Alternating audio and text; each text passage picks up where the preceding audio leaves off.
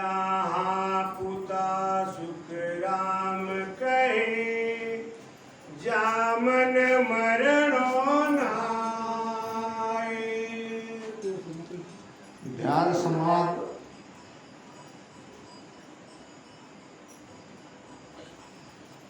इस विषय पे चर्चा हुई है।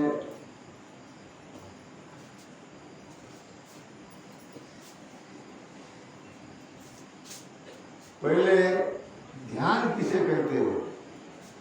हम सभी ध्यान करने वाले हैं। ध्यान किसे कहते हैं?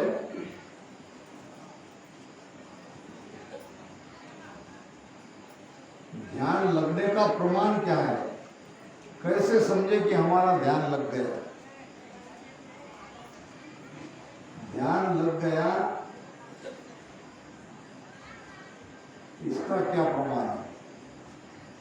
और फिर समाधि अवस्था वह क्या है?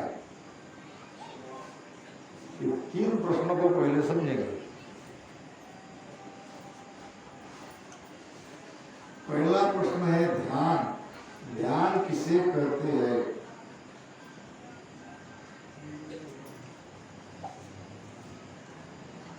अभी जागरूक अवस्था में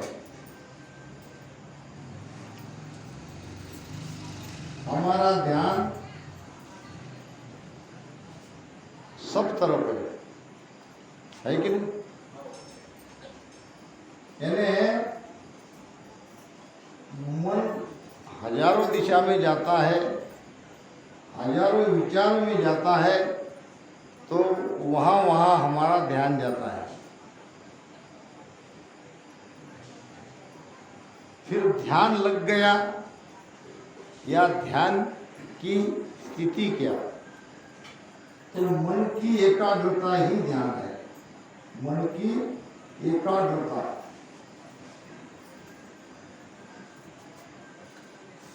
मन को हजारों तरफ से एक तरफ आप लगा रहे हो तो आपका ध्यान लग गया।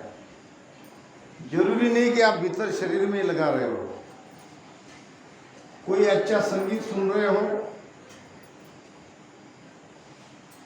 कान को अच्छा लगा, कान के इंद्रिया द्वारा मन संगीत की ओर आकर्षित हुआ और आप संगीत सुनने के आनंद लेने लगे संगीत का, तो आपका ध्यान लग गया संगीत में।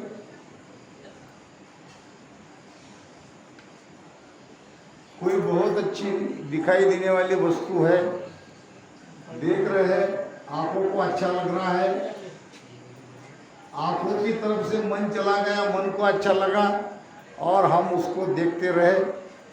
जितनी देर तक वहां से मन हटता नहीं, वहां तक हमारा ध्यान वहां लग गया। यानी मन की एकाग्रता को ही हम ध्यान कह सकते हैं। मन अगर भटक रहा है, हम सांसों सांस में राम राम कर रहे हैं, इसको हम ध्यान नहीं कह सकते। ये ध्यान करने का प्रयास जरूर है। ध्यान के बारे में महाराज ने कहा है, ये जो हमारा राजयोग का ध्यान है, ये ध्यान के बारे में कहा है कि आपको 4 बातें ध्यान में लगनी ही चाहिए। सूरत, शब्द और मन, पवन यानी श्वासा। पवन को क्या कहेंगे? श्वासा। मन अति जाति श्वास में है, सूरत शब्द के साथ है, तभी ये ध्यान लगेगा। हमारे ध्यान की बात करें, इसमें एक भी गायब वहां नहीं है तो हमारा ध्यान नहीं लगा। आप ध्यान करते हुए दिखेंगे जरूर, सांसों सांस में राम राम कर रहे हैं और राम शब्द के साथ में अभी शब्द तो पहला राम ही है, सुनती भी हमारी लगी है। फिर ये मन जो है, ये मन की आदत है भटकने की। मन को प्रयास से ध्यान में लाना पड़ता है। मन अगर पवन में नहीं है, मन अगर श्वासा में नहीं है, तो मन क्या करेगा? मन अकेला नहीं जाएगा, ये श्रुति को भी शब्द से हटा देगा और अपनी ओर खींच लेगा। जहां मन चाहता है, जहां वो जाना चाहता है, वहां हमारी श्रुति को ले जाएगा। ये बीच में बहुत बड़ी बाधा है, ये मन की बाधा। हम मन के खेल को समझ नहीं पा रहे हैं। मन कहां से आया है, मन क्या है? महाराज ने कहा है कि होन काल को मनवो चेतन। ये होन काल का है। अब ये जो होन काल का है, आप काल से ही बाहर निकलना है, और होन काल का एजेंट मन हमारे भीतर में बैठा है। तो हम क्या कर रहे हैं?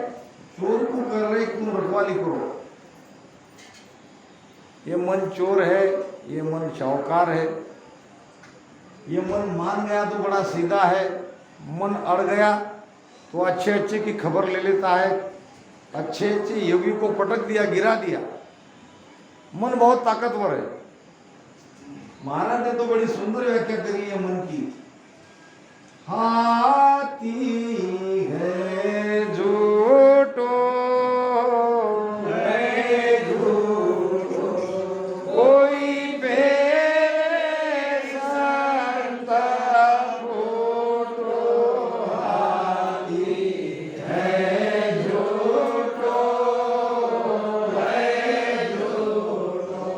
राम मोरो बने न साथ समाने, सारो बने न आंक समाने, साकल किले न फूटो। राम मोरो बने न आंक समाने,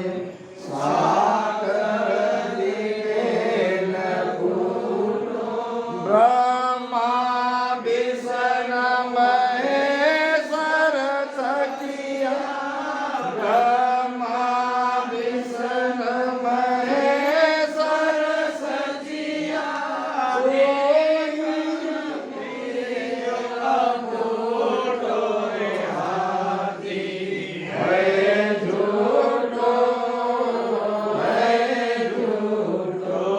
कोई फेरे संत फूटो। हाथी है झूठो, है झूठो। महाराज ने मन को ताकतवर तो माना है। हाथी की अगर उपमा दी है तो हाथी क्या है? ताकतवर। हाथी बहुत शक्तिशाली है, मगर आगे कहा कि झूठो। ताकतवर तो हाथी के जैसे जरूर है, मगर वो झूठा है। झूठा क्यों है? उसकी ताकत हम है, वो स्वयं ताकतवर नहीं है, हम उसको ताकत देते हैं। कैसी ताकत देते हैं पहले ये समझो, इस खेल को समझना पड़ेगा। मन और ये आत्मा, हम मन नहीं है, हम है आत्मा। और जीव भाव में आए इसलिए हमको कहा जाता है जीवात्मा। यानी आत्मा में जीव और आत्मा और ये दो बातें हैं। ये जीव के साथ जो आत्मा है, ये प्योर परमात्मा का अंश है,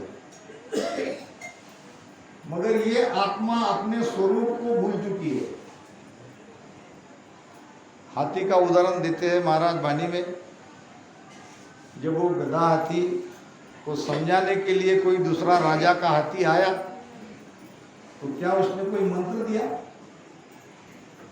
राजा के हाथी ने अपनी जात वाले हाथी को समझाने के लिए कि तुम हाथी हो, तुम गधा नहीं हो, और वो तो अपने आप को गधा हाथी समझ रहा था।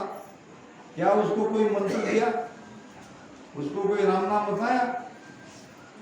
फिर कैसे माना वो कि मैं वास्तव में हाथी हूं? अभी तक मैं जो अपने आप को गधा हाथी समझ रहा था वो मेरी भूल थी, मैं भ्रमित था।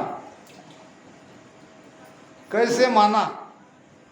माना तब जब उसको अपने स्वरूप की पहचान कराई। कब माना वो? उसको बताया कि देख तुझ में और मुझ में कितना साम्य है। तो जब वो गधा हाथी ने अपने स्वरूप को देखा तभी वो मुक्त हुआ, नहीं तो वो तो बंधन में था, वो तो अपने आप को भूल ही चुका था। अगर ये राजा का हाथी नहीं आता तो वो तो लगभग उसका जीवन पूरा गधा हाथी समझकर ही बीत जा रहा था। महाराज भी कहते जब लग स्वरूप न चीने कोई, तब लग सुखिया हुए नहीं कोई। ध्यान कितना भी करो, किसी भी स्थान को पार करो,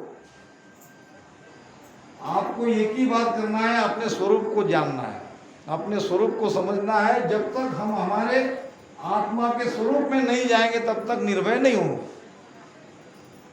चाहे आपका ध्यान कहीं रहो, 10वें द्वार में रहो, बाहर रहो, कहीं रहो, आपने स्वयं को जाना क्या?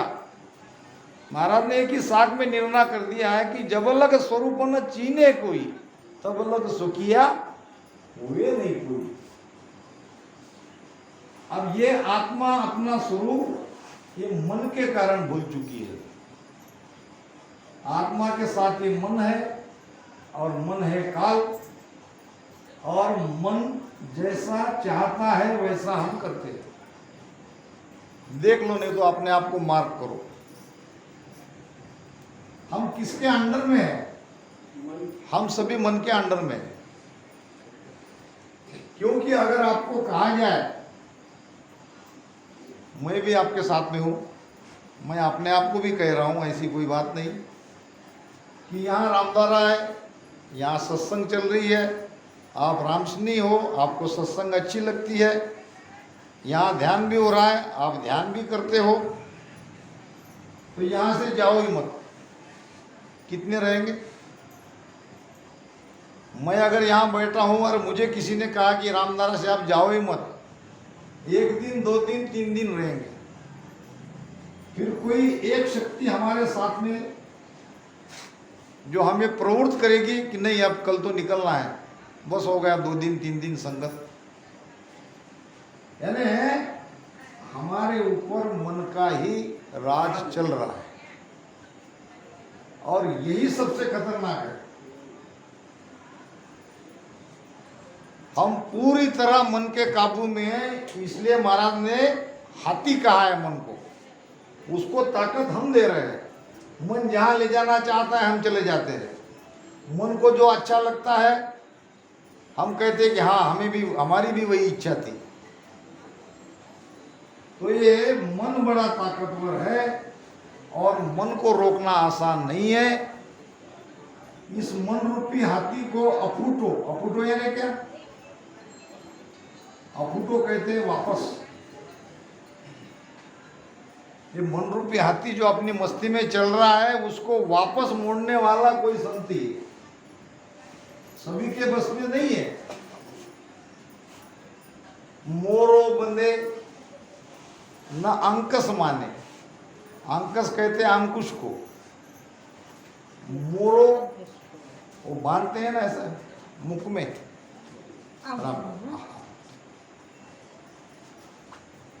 न वो बंधने से रुक सकता है, न साकल से उसको बांधा जाता है, न कोई खूंटा उसको बांध के रख सकते हैं।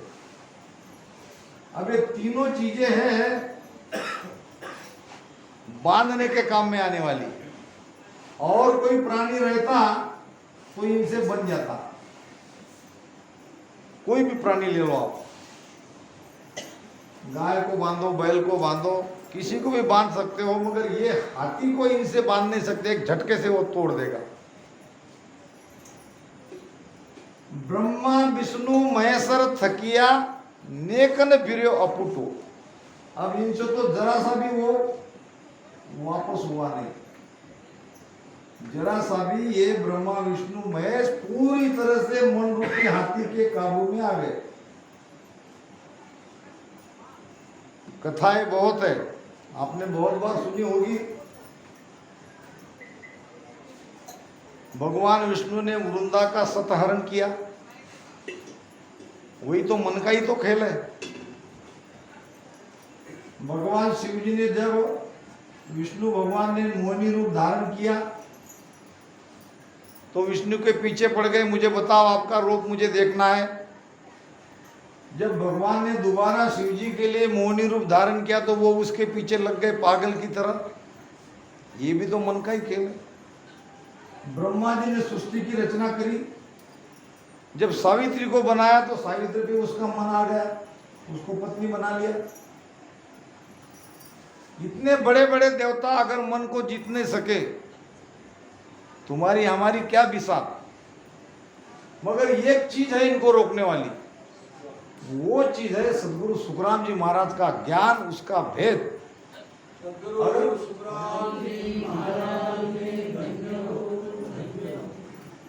अगर कोई संत पदवी तक, साधक से संत तक पहुंचता है, भीतर के चक्रों को छेदन करते करते जब मन पर काबू पा लेता है तो उसने मन को वापस फेर दिया। अब वापस क्या फेर दिया, ये मन पूरी तरह से उसके काबू में आ गया। महाराज ने तो कहा है, चित मन सुरत हजूरी चाकर जिंग सबद धुन गाजे वो राजा ऐसा भेष हमारा। क्या कह रहे महाराज, चित मन सुरत, ये चित, ये मन और सूरत क्या होगी, ध्यान से, हजूरी। हजूरी क्या, अपने हजूरी में है, अपने बस में है। और दूसरा शब्द आया चाकर। चाकर किसको कहते हैं, नौकर को। नौकर मालिक का कहना मानता है, मालिक की सिवा नौकर किसी का कहना नहीं मानता। तो अब ये क्या बन गए, चाकर नौकर। पहले कौन थे, मालिक। अब उल्टा हो गया, पहले ये हमारे मालिक थे, अब हम उनके मालिक बन गए। हम मालिक बन रहे हैं, ये स्थिति में आए हैं तो हमारा ध्यान लग गया, नहीं तो हम त्रिकुटी भी नहीं पहुंचे। अगर बात 10वें द्वार की बाहर की कर रहे हैं, मन हमारे काबू में नहीं है, तो ये वाणी से मिलता नहीं है अनुभव। एक तरह से कहेंगे हमारी वहां धुन चल रही, ये हो रहा है, वो हो रहा है। बात तो तब जमेगी जब ये तीनों जो मालिक थे वो चाकर बने। हमको ऐसे ज्ञान को खोजना है। हमारे अंदर की सत्संग क्या करती है, कमियां ही तो निकालती है। भजन क्यों नहीं बनेगा, भजन बनेगा। भजन का सूत्र अगर आपके हाथ में है और आपकी करने की मानसिकता है, बैठने की तैयारी है, आपके अंदर वो प्यास है, आपके अंदर वो पीड़ है, तो भजन लगेगा। ऐसा एक भी नहीं है कि मेरा भजन नहीं लगा, ऐसा कहने वाला। समझ के भजन करना है। महाराज कहते हैं, समझा बिन सिवरण नहीं, कण बिन कैसा भोग। समझा बिन सिमरन नहीं, समझे ही नहीं सिमरन कैसे करना है, सिमरन किसका करना है, सिमरन कैसे होता है। समझा बिन सिमरन नहीं, कण बिन कैसा भोग। भोग कहते हैं भोजन को। ये कण भी हम खाए नहीं, मुंह में गया नहीं, और ऐसा ऐसा मुख चलाया। पेट की ज्वाला नहीं थमी। भजन करना है, समझ के भजन करना है भेद से। महाराज ने एक जगह बड़ी सुंदर बात कही है, भणिया खरा गुण्या नहीं कोई, जब लग काम न आए मेरे राम, जब लग काम न आए के सुख राम भेद बिन भजिया, के सुख राम भेद बिन भजिया, परम मोक्ष नहीं जावे, साधु भाई समाज सोच रहो गाड़ा, संतो भाई समाज सोच रहो गाड़ा। तीन बातें हैं, भणिया और गुणिया। ये भणिया गुणिया को समझना पड़ेगा। भणिया गुणिया क्या है? भणिया खरा गुणिया नहीं कोई, यानी पढ़ तो ले रहा है, भणिया यानी पढ़ने वाला, मगर इसको गुण नहीं रहा है, गुणाकार नहीं कर रहा है। 4 अधिक 4 कितने हो गए? 8, और 4 गुणिले 4, तो क्या क्या इसने गुणन किया। भणिया खरा गुणिया नहीं कोई, यानी जो हम पढ़ रहे हैं उसका मतितार्थ क्या है, उसका सार क्या है, हम क्यों पढ़ रहे हैं, जितना हमने पढ़ा उसका अर्थ क्या निकल रहा है, इसको कहते हैं गुणिया। प्रमाण दे रहे हैं, पढ़ने वाला अगर गुणता नहीं है तो कोई काम का नहीं पढ़ना। पढ़ लिया छोड़ दिया, पढ़ लिया छोड़ दिया, भीतर में कुछ भी उतारा नहीं। उसी प्रकार भजन करने वाला अगर भेद से भजन नहीं करता है तो महाराज कहते परम मोक्ष में नहीं जाएंगे। मैं नहीं कह रहा के सुखराम भेद बिन भजिया, परम मोक्ष नहीं जावे।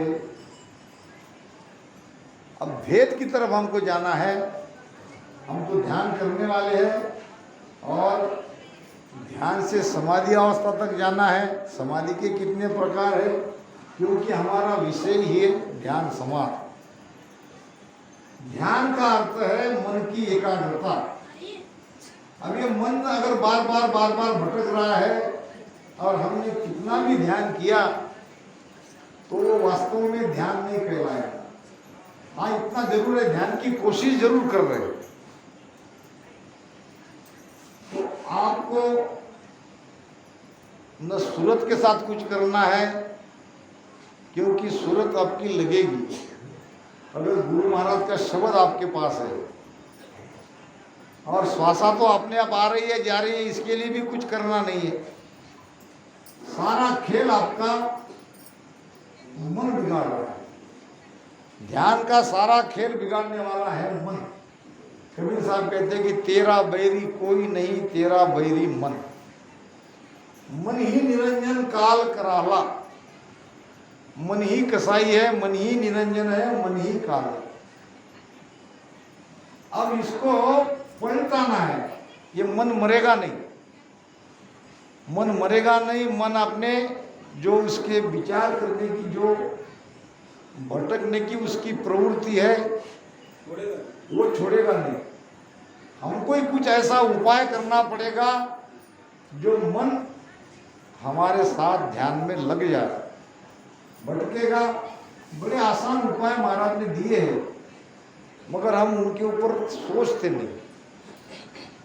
बड़ी जल्दी मन ध्यान में लग जाता है। और कई बार मैं ये कह चुका हूं, कई बार दूसरे पर इसका प्रयोग भी किया है, उनको ध्यान लगा है। इसमें मेरा कुछ नहीं है, ये केवल महाराज का ज्ञान है, केवल ज्ञान आपको बता रहा हूं। रसना राम रटो निस्वासा, क्या कह रहे महाराज? रसना से राम नाम रात दिन रटो। अब नीरत नैन ठहरावत नासा, ये नीरत रूपी नेत्र, नीरद भी हमारी एक दृष्टि है। अगर यहाँ नासाग्र पे जिसका मन बहुत ज्यादा भटकता है, अभी रात हम यही हैं, अभी यहाँ बैठ के देख लो, ये कल की बात नहीं है। नीरत नैन ठहरावत नासा, बस नासाग्र पे ध्यान रखो, दृष्टि यहाँ स्थिर करो। कैसे स्थिर करो? नित्य को नासाग्र पे स्थिर कैसी करनी है? एक दो प्रमाण देता हूं। मान लो आप बस के ड्राइवर हो और आपकी गाड़ी में 100 लोग बैठे और आपके हाथ में स्टीयरिंग है, आपका ध्यान थोड़ा इधर उधर हो जाएगा तो गाड़ी पलट जाएगी, एक्सीडेंट हो जाएगा, कई लोग मर जाएंगे। ये ड्राइवर अच्छा ड्राइवर तभी बनेगा जब उसका ध्यान सीधा है, न इधर न उधर। तो ड्राइवर के जैसे ध्यान में बैठो, आपका एक्सीडेंट कभी भी हो सकता है। ध्यान को इतनी सहजता से मत लो, यह बहुत दुर्लभ चीज है जो गुरु महाराज ने हमें बताई है। दूसरी बात, हम बहुत कहते हैं कि मन नहीं लगता क्या करें, मन नहीं लगता क्या करें। जब किसी ने 500 की गड्डी आपको दी गिनने के लिए, तो ऐसे वैसे मन कहीं इधर उधर रख के गिनते क्या? वो तो ऐसे एक एक देखते हैं, कोई जोड़ तो नहीं है नोट, सारा का सारा फोकस गिनती में है। तब मन एक पल भी इधर उधर दौड़ता नहीं है। तब कैसे मन को लगाते हो? और ध्यान में मन लगता नहीं कैसे कहते हो? मन लगाते ही नहीं तो लगेगा कैसे? जबकि महाराज कह रहे हैं कि मन रूपी हाथी झूठा है, उसको आप ताकत दे रहे हो।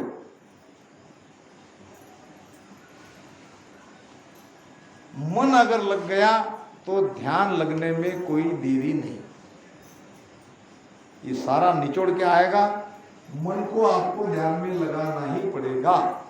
लगाने के 2 उपाय है, पहले नासाग्र पे यहां ध्यान लगाओ और बाद में दोनों श्वास में लगाओ। उसको दोनों श्वास में लगाते रहोगे, मन को काम चाहिए। अगर उसको खाली छोड़ देगा तो वो भाग जाएगा और वो हमारी सुरती को भी ले जाएगा। तो ध्यान का अर्थ है मन की एकाग्रता। मन अगर भीतर में किसी भी स्थान पर एकाग्र हो गया तो वहां हमारा ध्यान लग गया। और समाधि का अर्थ है ध्यान की परिपक्व अवस्था, उसको कहते हैं समाधि। समाधि के भी 3 प्रकार है। पहली सत्ता समाधि, दूसरी ब्रह्म समाधि और तीसरी सहज समाधि। सत्ता समाधि से ब्रह्म समाधि में जाना है और फिर सहज समाधि में जाना है। सहज समाध रात दिन हुई और मन पौना झूठा मिंद हुई। अब वहां न मन लगाने की आवश्यकता है, न सांसों में सिमरन करने की आवश्यकता है। आपकी समाधि लगी हुई है, आपका ध्यान एक पल भी हटेगा नहीं। अगर उस स्थिति में चले गए तो ये पहले तो मन को एकाग्र करना पड़ेगा। मन को एकाग्र करने के लिए शरीर में 2 स्थान महाराज ने बताए और फिर सांसों में लगाने के बाद रसना से राम राम जोर जोर से करो, बढ़ाते हो। पहले धीरे धीरे करो, फिर जोर जोर से करो। एक बार ये पूरा चक्का चालू हो जाए, ये चारों चीज इकट्ठे ध्यान में लग जाए तो आपको ध्यान लगेगा भी, आनंद भी आएगा और शब्द भी भीतर में कहाँ है ये भी पता चलेगा। तो ध्यान और ध्यान से समाधि तक जाने का पूरा रास्ता गुरु महाराज ने हमारे ग्रंथ में बताया है। आइए देखते हैं